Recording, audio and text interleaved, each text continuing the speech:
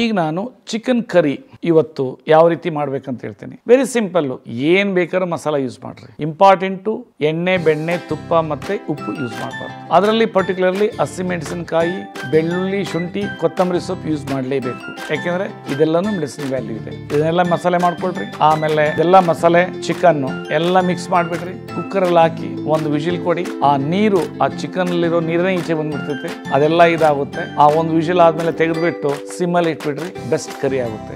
ಅದಾದ ನಂತರ ಅವ್ರಿಗೆ ಎಷ್ಟು ಬೇಕೋ ಆ ಕ್ವಾಂಟಿಟಿ ತಗೊಂಡು ಆ 1 ಗ್ರಾಮ್ ಉಪ್ಪೇನು ಇದು ಮಾಡಿದಿರಿ ಅದೇ ಉಪ್ಪನ್ನ ಯೂಸ್ ಮಾಡಿಕೊಂಡು ಅದನ್ನ ಟೇಸ್ಟ್ ಮಾಡಿಕೊಂಡು ಅವ್ರು ತಿನ್ಬೇಕು. ಜಾಸ್ತಿ ತಿನ್ನಬಾರ್ದು, ಲಿಮಿಟೆಡ್ ಕ್ವಾಂಟಿಟಿ ತಿನ್ನಬೇಕು. ಓವರ್ ಆಲ್ ಫುಡ್ಡಲ್ಲೇ 5% ಒಳಗಡೆ ಇರಬೇಕು. ಆದರೆ ಫಿಶ್ ಮಾತ್ರ ಎಷ್ಟು ಬೇಕೋ ತಿನ್ಬೋದು. Thank you.